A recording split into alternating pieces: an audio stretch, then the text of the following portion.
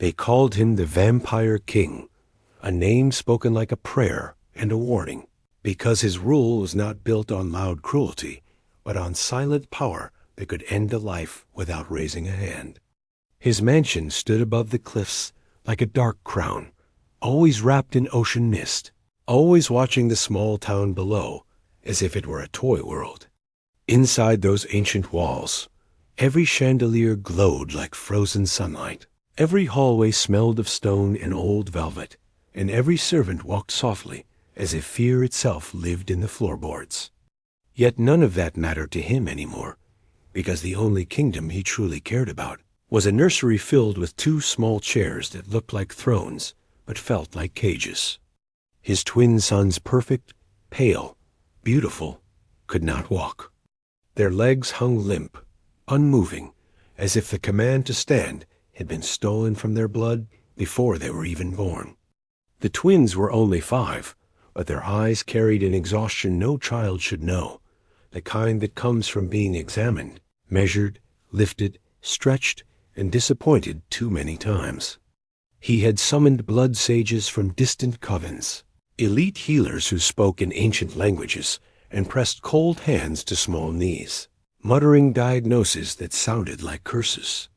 Every ritual ended the same way: a quiet failure, a respectful bow, and another grim sentence that repeated itself until it became law. Their bloodline is in stasis. Their healing cannot awaken. Independent walking is impossible.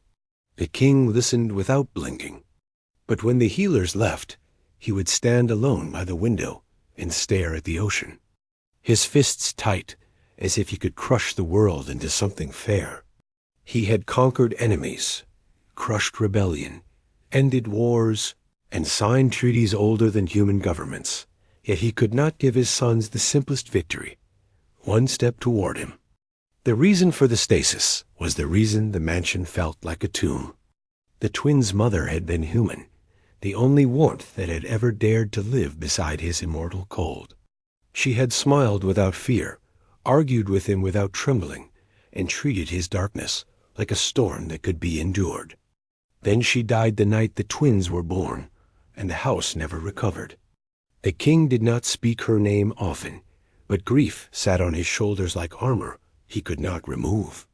It was easier to rule an empire than to enter the nursery and face 2 little faces that looked like hers and his at once, a living reminder of what he had lost and what he still could not save. 17 caregivers had come and gone in 2 years. Some were humans highly trained therapists who arrived confident and left shaking, terrified by the mansion's unnatural silence and the king's stare that felt like a blade.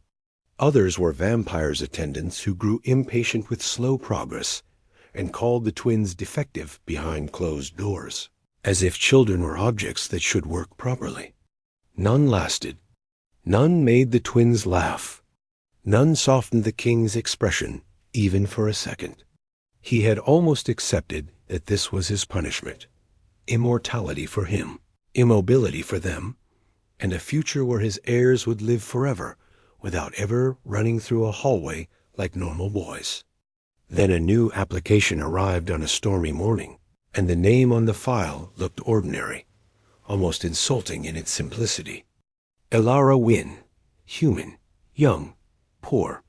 Her experience was real pediatric trauma care, rehabilitation work, years in underfunded hospitals where she had watched suffering up close. But she had no supernatural credentials, no coven references, no famous healer title. The staff scoffed at the idea. Even the vampire nobles who visited the mansion for politics smirked when they heard a human nanny was being considered, as if it were entertainment. But the king, exhausted and desperate in a way he would never admit, approved the interview. Not because her paper impressed him, but because in her short video call she didn't beg, didn't flirt, didn't shake. She looked into the camera with quiet steadiness, like someone who had lived through storms and learned how to stand inside them. When Elara arrived, the mansion tried to swallow her. The entrance hall was vast, echoing, designed to make humans feel small. She wore simple clothes and worn boots, her bag slung over one shoulder, and the guards watched her as if waiting for her to faint.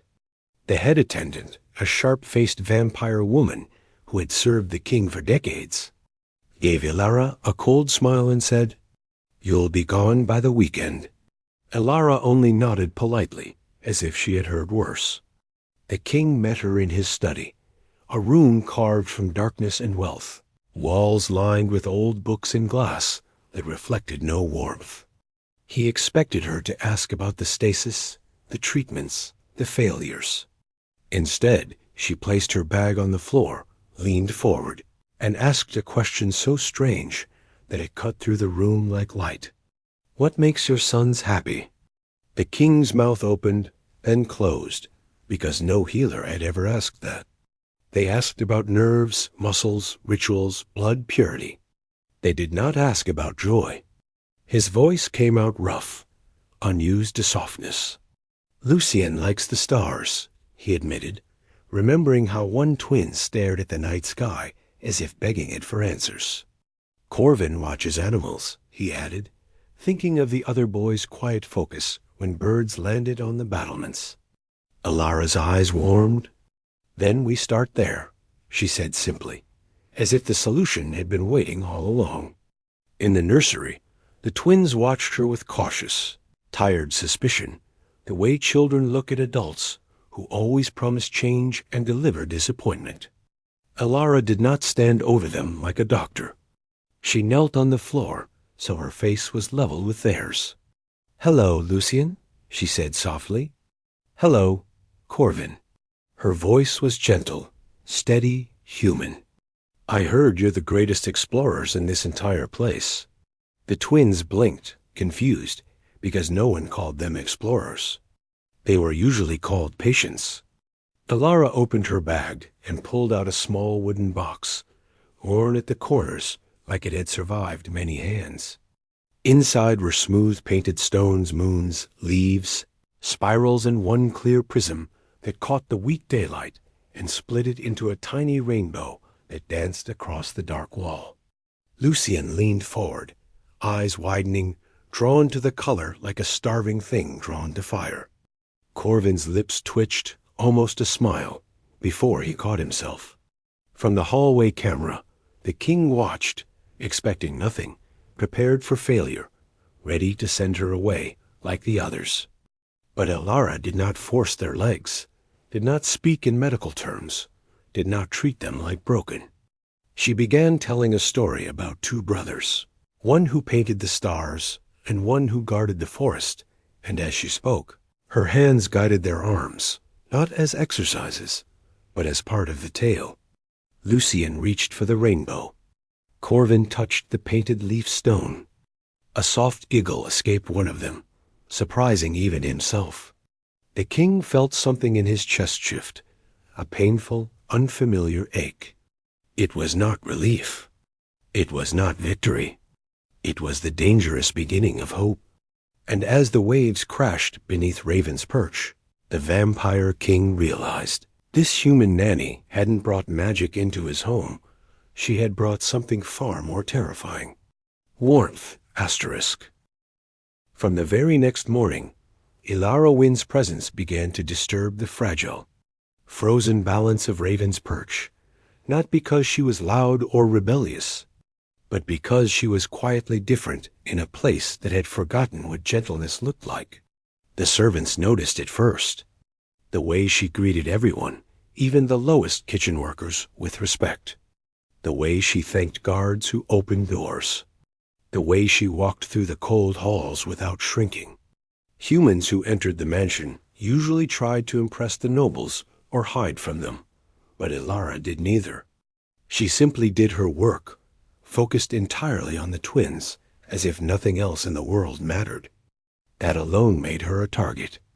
The head attendant, Lady Varel, had served the vampire king for over a century, and believed loyalty gave her authority over every moving thing in the castle, especially humans. She saw Elara as an insult, an untrained, fragile outsider meddling where elite healers had failed. One afternoon, she entered the nursery unannounced, while Elara was sitting on the floor with the twins, arranging painted stones into constellations. Lucien was guiding one slowly with his fingers, and Corvin was laughing quietly at a story about forest spirits stealing berries. The sound of laughter human, warm, alive annoyed Lady Varel like a screech. "Playtime again?" she said sharply. "I see no progress. Only distraction." Elara stood respectfully, but did not bow her head. "They're engaging their imagination. It builds emotional safety," she replied calmly. The attendant's eyes narrowed. "They need strength, not stories. Show me your therapy." The command was less a request and more a public challenge. Several servants gathered near the doorway, curious, some amused. They expected Elara to fail, to stutter, to be exposed as naive. Even the twins sensed the tension, their small shoulders stiffening the way they always did when adults argued over them. But Elara did not react with fear. She knelt again beside Lucien, lifting the prism. "The Starlight Prince must hang the morning star before the court arrives," she whispered playfully. Lucien hesitated, glancing at the watching adults, then slowly raised his arm higher than he ever had during clinical therapy. The movement was small but intentional. A murmur rippled through the doorway. Elara turned to Corvin. "And the forest guardian must protect the grove." She rolled a moss-covered tray closer. Corvin leaned forward, placing both hands in the soft earth, gripping it, stabilizing his core as he reached. His back stayed upright longer than usual. It wasn't a miracle. It wasn't walking. But it was effort born from choice, not force. Lady Varel's lips tightened. "Childish games," she dismissed coldly, though the servants' expressions had shifted. Elara simply nodded. "Perhaps. But they're trying." Her tone held no challenge, only truth. That calm humility frustrated the attendant more than defiance would have. The days that followed carried an invisible tension. Some staff members began warming to Elara, especially those who had grown fond of the twins and longed to hear laughter in the halls again. Others resented her influence, whispering that the human nanny was manipulating the king's emotions. Elara ignored all of it. Every morning she arrived with new sensory world silk drapes that turned the ceiling into a night sky, trays of pine needles and river stones that brought the forest indoors, soft music that pulsed like a heartbeat through the nursery. She never forced the twins. She invited them. She turned rehabilitation into narrative, pain into purpose. Slowly, impossibly, their arms grew stronger, their posture steadier, their eyes brighter. From hidden screens in his study, the vampire king watched everything. He told himself it was for evaluation, to monitor progress, to remain clinically detached. But the truth was harder to face. He watched because he couldn't look away.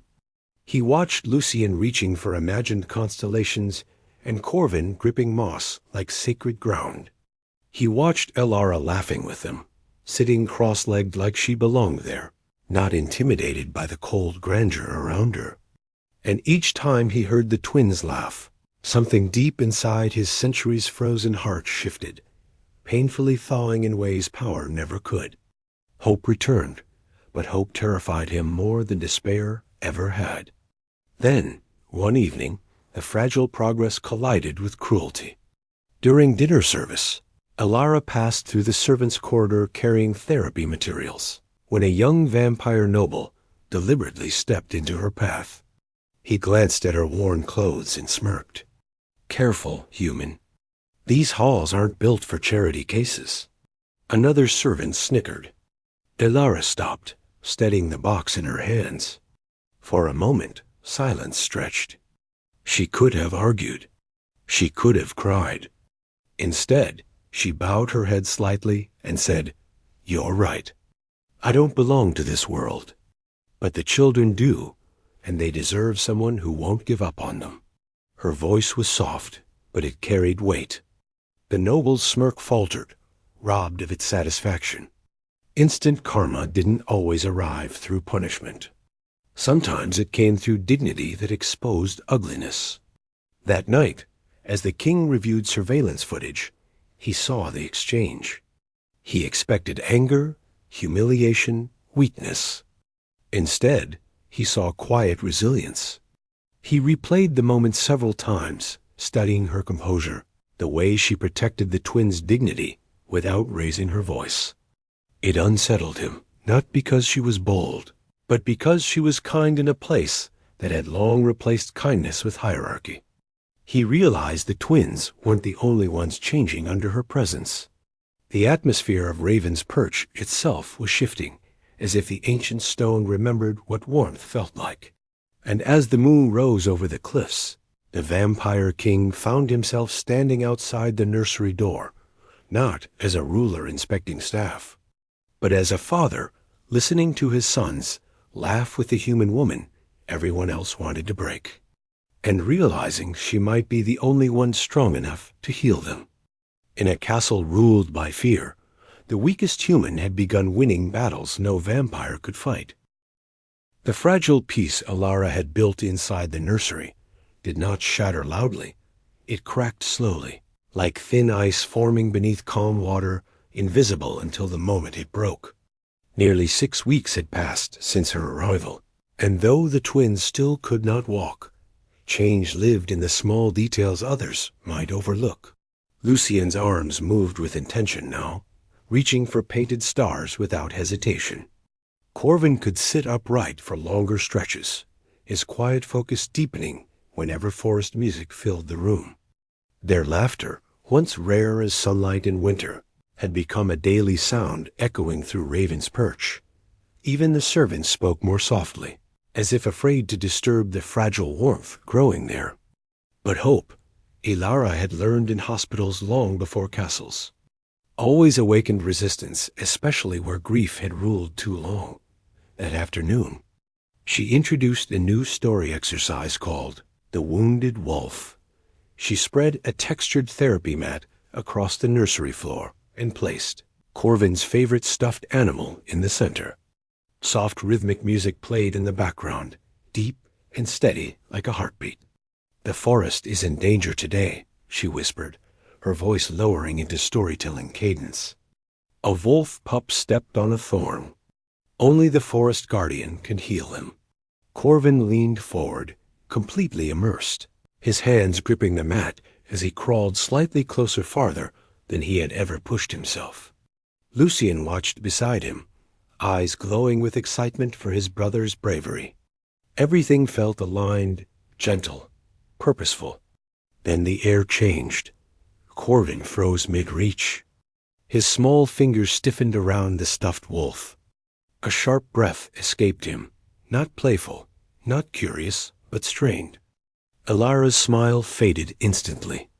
"Corvin?" she asked softly, kneeling closer. His skin, already pale, began losing all color, shifting toward a translucent blue. A crystalline frost formed along his eyelashes, delicate but terrifyingly real. Then came the trembling, violent, uncontrollable shivers that rattled his entire body. Elara touched his forehead and recoiled as if burned. He wasn't just cold. He was ice-deep, unnatural, penetrating ice that defied human understanding. Panic surged through her chest, but training overrode fear. "Lord Morvain," she shouted, voice breaking the stillness. "Help me now." He arrived faster than sight could track, materializing in the doorway like a shadow pulled into form. His senses screamed danger before his mind processed the scene.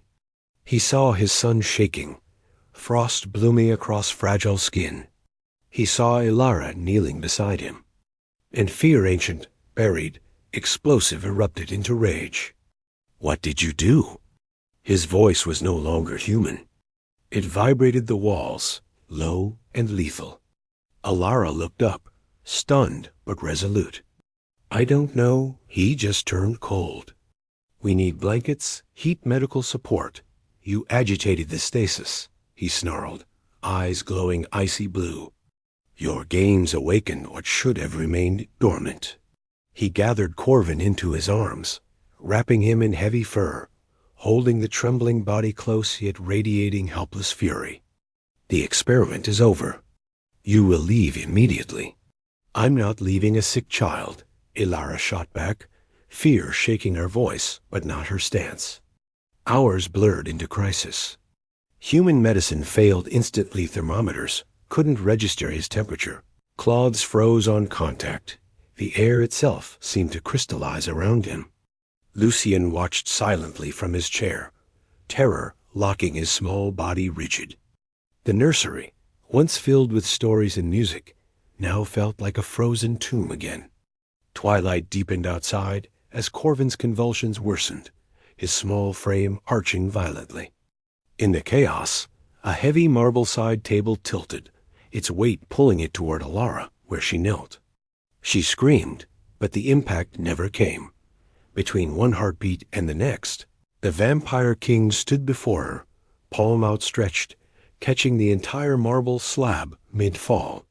The stone cracked beneath his grip like fragile ice, spiderweb fractures spreading from his fingers.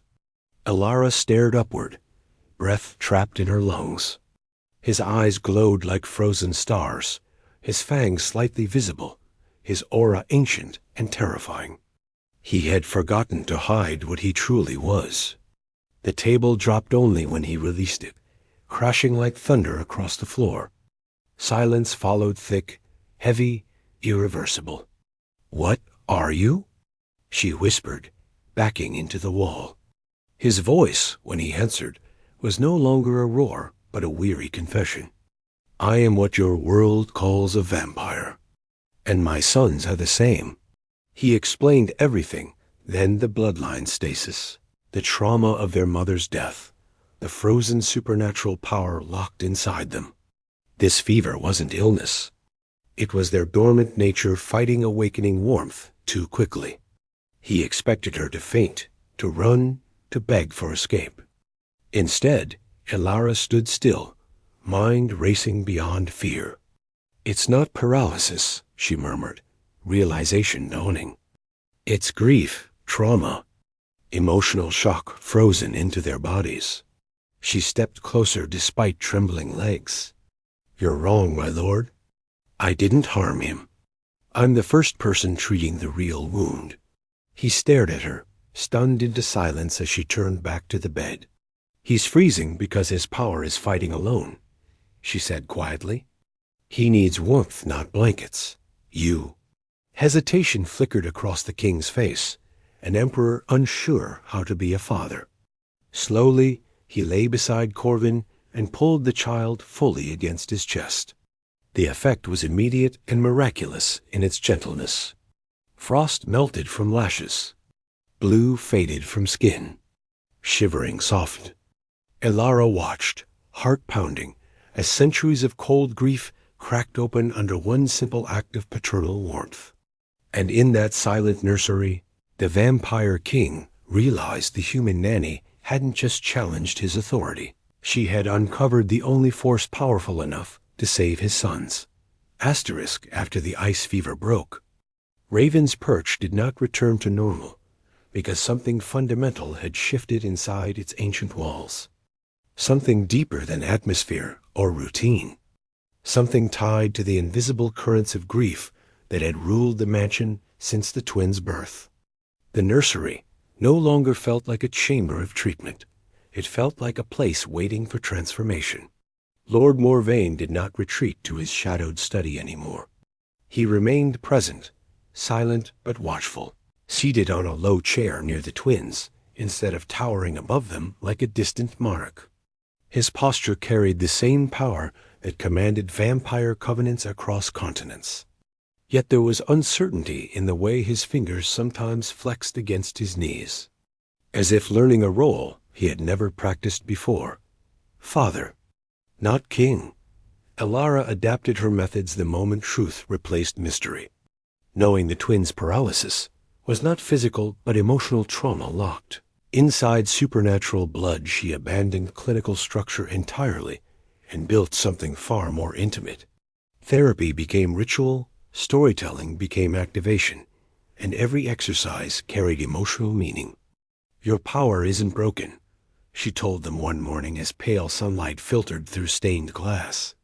"It's asleep because your hearts were hurt too early." Lucien listened, wide-eyed, clutching the prism she had first shown him weeks ago. Corvin sat beside the moss trace, fingers tracing the lines of a painted leaf. "Power wakes when it feels safe," she continued softly. "And safety comes from love, not force." Lord Morvain watched every word, absorbing the philosophy like doctrine. More complex than ancient vampire law. She began integrating him directly into their sessions. At first, the idea unsettled him. He could manipulate shadows, command legions, and bend lesser vampires to his will. Yet the thought of demonstrating vulnerability before his sons felt far more daunting. "They need to see you unafraid of your own power," Elara explained gently. "If they believe it's dangerous, they'll keep suppressing theirs." So he agreed. One evening, at her quiet urging, he closed his eyes in the nursery and summoned the darkness that obeyed him. Shadows pooled along the walls, stretching toward his hands like living silk. The twins watched in awe, not fear. "See?" Elara whispered. "He commands it. He's not ruled by it. And neither will you be." The moment planted something powerful permission. Days turned into weeks, and progress came not in miracles, but in accumulations of courage. Lucien's arm strength improved first. Under the draped silk nebula Elara had installed across the ceiling, he began lighting constellations, reaching upward repeatedly, muscles trembling yet determined. Corvin's transformation was quieter but deeper. Sitting inside the indoor forest she built, he learned to stabilize his core while protecting imaginary animals from shadow threats. His posture strengthened. His breathing steadied. The boys were not walking yet, but they were no longer dormant. The mansion itself seemed to respond. Corridors less oppressive, servants speaking softer, as if even the stone sensed thawing bloodline energy. One afternoon, Elara introduced a new exercise called the Heartfire Circle. She arranged candles in safe glass holders around a padded mat, creating a warm, glowing ring. "This is the warmth that protects you," she explained. "No cold can enter if you stand inside it." Lucien sat at the edge, fascinated by the flickering light. Corvin crawled forward slightly, hands pressing into the mat. Lord Morvain observed from behind, tension hidden beneath composure. "Today we try something new," Elara said gently. "You don't need to walk. You only need to stand for one breath." The room held its breath with them. Corvin pushed first arm shaking, torso lifting, legs trembling as if remembering forgotten instructions. He didn't rise fully, but his knees locked briefly beneath him before collapsing back onto the mat. It lasted less than a second, but it happened. Silence followed, stunned and sacred. Lord Morvain's immortal heart gave a rare, painful beat inside his chest. Lucien clapped weakly, laughing with breathless excitement. Elara smiled warmly, but did not exaggerate the moment. "That was your power answering," she said. "Not muscle, courage." The king stepped closer without realizing it, kneeling beside Corvin in a motion no servant had ever witnessed. "You did well," he murmured, voice softer than any decree he had ever issued. Corvin looked up, surprised, then leaned slightly into his father's arm. That small gesture struck deeper than the physical progress itself. From that day forward, Lord Morvain no longer viewed Elara as hired staff. He studied her methods, listened when she spoke, even asked questions about emotional trauma and human resilience subjects he once considered irrelevant to vampire dominance. She, in turn, began seeing beyond the monstrous legend. Beneath the cold authority was a grieving partner, a terrified father, a man learning tenderness centuries too late.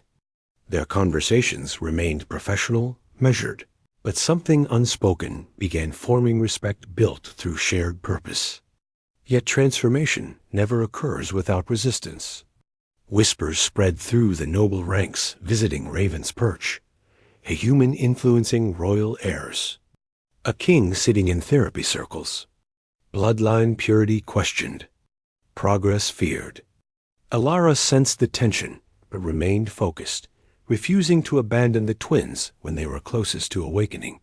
Because she understood something others didn't. The stasis wasn't a curse meant to imprison them. It was a door waiting for the right key dot, and as the twins trained inside warmth instead of fear, the vampire king realized the human nanny hadn't just begun healing his sons.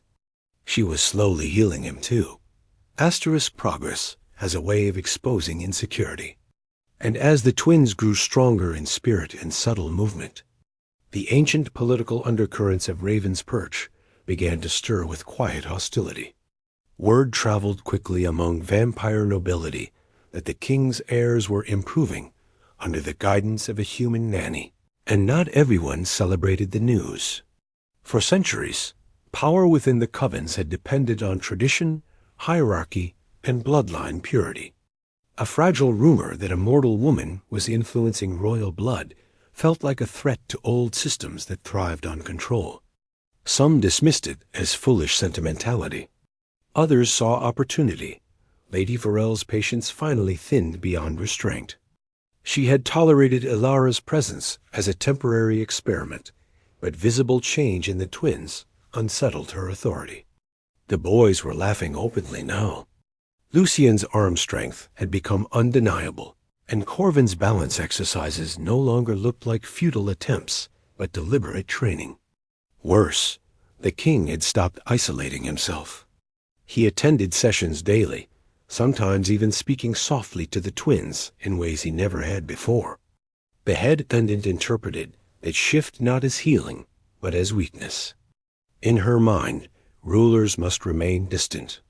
Vulnerability destabilized dominance. And Elara, without intending to, was redefining the emotional climate of the royal household. The first direct attack came subtly. One morning, as Elara entered the nursery, she found several therapy items, missing painted stones rearranged, moss trays removed, music equipment unplugged. A message had been delivered without words. She was not welcome. The twins noticed immediately, confusion clouding their brightened expressions. "Where's the grove?" Corvin whispered. Elara forced a gentle smile, kneeling beside him. "Sometimes forests get tested by storms," she said calmly. "But we rebuild them." She gathered the remaining materials and recreated the setup with quiet determination, refusing to display frustration in front of the children. That afternoon, she discovered an official complaint had been filed against her, accusing her of emotional manipulation, an unsafe activation of dormant blood power. The accusation carried political weight. Lord Morvain was informed during a private council session. Several noble vampires suggested replacing the nanny with a more appropriate supernatural specialist before further instability occurred.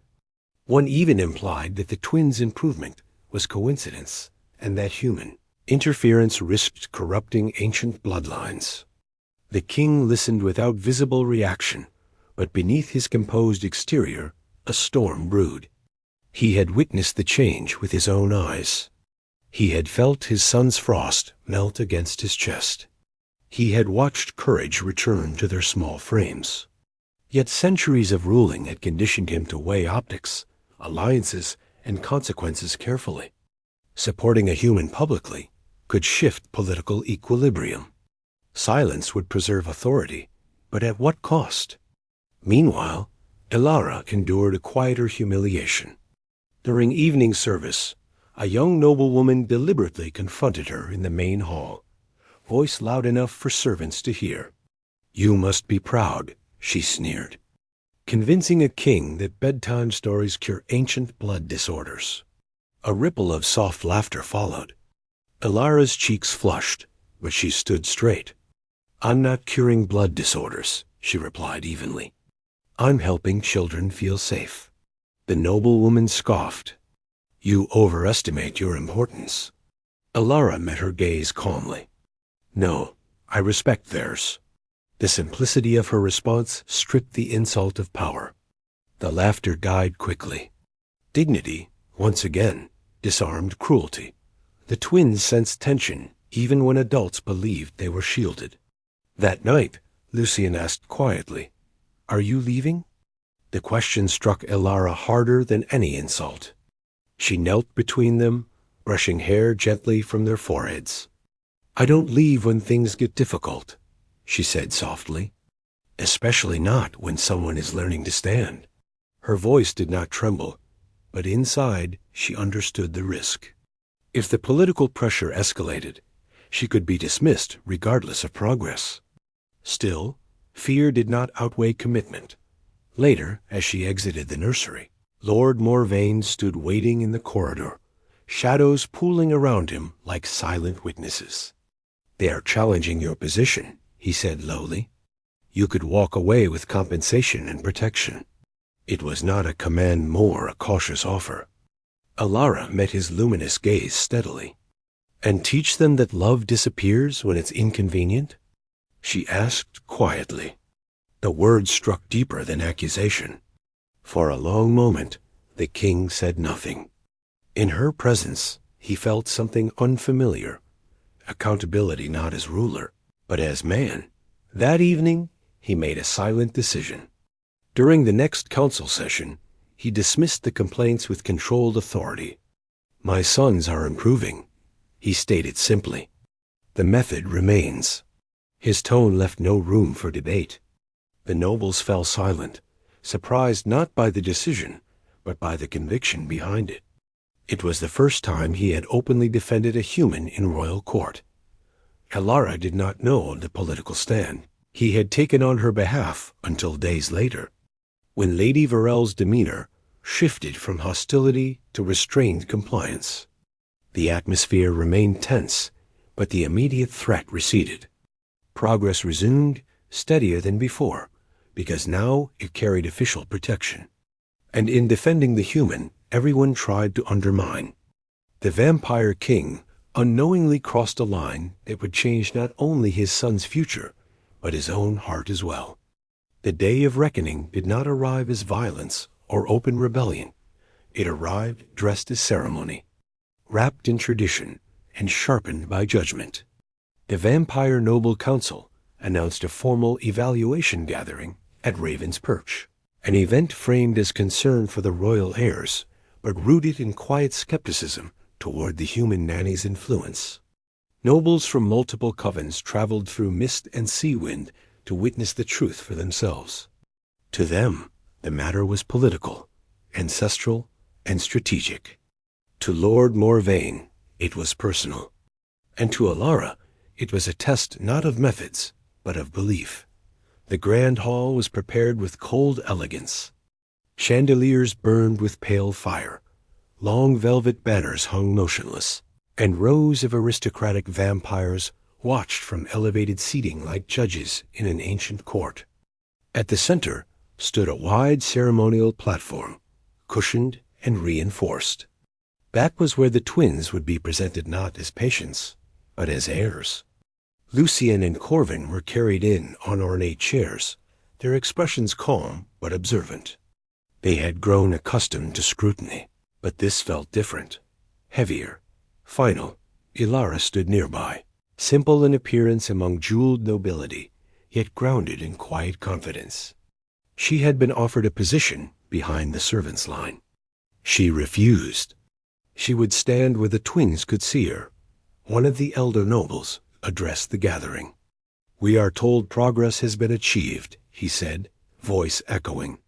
"We are told the heir's stasis weakens.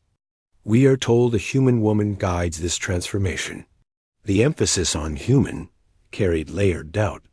Today we observe truth. Lord Morvain remained silent, standing beside his sons not on the throne platform, but at their level. That alone unsettled the council. Authority traditionally required distance. He had chosen presence. Elara knelt before the twins as murmurs settled. She did not speak loudly. She spoke only to them. "Remember the Heartfire Circle," she whispered. "Remember the forest. Remember the stars. You don't stand because they demand it. You stand when you feel ready." Lucien swallowed, gripping the prism in his small hand. Corvin stared at the platform floor, breathing slowly, grounding himself the way she had taught him. The hall felt colder with every passing second. Judgment pressed in like invisible walls. Then the elder noble issued the formal challenge. "If progress is real," he declared, "let the heirs demonstrate independent standing." Silence swallowed the chamber. Elara did not react outwardly, but she felt the weight of the moment settle across her shoulders. She looked to Lord Morvain. Their eyes met not ruler to servant, but father to protector. He gave the slightest nod, granting trust rather than command. Elara turned back to the twins. "One breath," she reminded gently. "You don't need to walk. Only stand." Lucien went first. His arms pushed against the chair rests, body trembling as he lifted halfway before sinking back down, breathless but unashamed. A murmur rippled through the hall, skepticism ready to reawaken. Corvin watched his brother carefully. Then, slowly, he placed both feet flat against the platform. His hands pressed beside him. His shoulders shook. Elara did not move. She let him choose the moment. Corvin inhaled deeply one steady breath and pushed.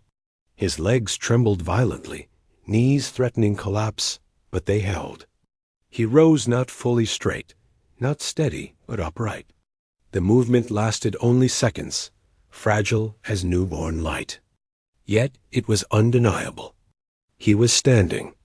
Gasps echoed through the noble assembly. Lord Morvain's stillness broke as he stepped forward instinctively, not to assist, but to witness. Corvin swayed, nearly falling, until Lucien grabbed his hand. The second twin pulled himself upward as well, using shared balance rather than support. Together, shaking, imperfect, but resolute, they stood. The hall erupted not in chaos, but in stunned silence, so profound it felt louder than applause. The elder noble, who had spoken earlier, lowered his gaze in acknowledgement. Progress was no longer theory. It was fact. Justice unfolded swiftly after. Investigations revealed the staff sabotage, the false accusations, the political maneuvering meant to discredit Elara. Those responsible were stripped of rank and exiled from court influence. Instant karma arrived not through vengeance, but accountability. As the assembly dissolved, Lucien and Corvin were lifted, not into chairs, but into their father's arms. Lord Morvain held them both, pride and awe softening the immortal cold in his eyes. Then his gaze shifted to Elara. No decree was spoken, no public declaration made. Yet the respect in that look carried weight greater than titles. She had entered his world as hired help. She now stood as irreplaceable. And as the twins rested safely against their father, the vampire king understood something no ancient prophecy had ever taught him, that power could command fear, but only love could teach the frozen to rise.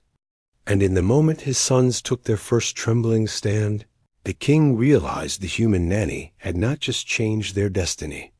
She had become part of it,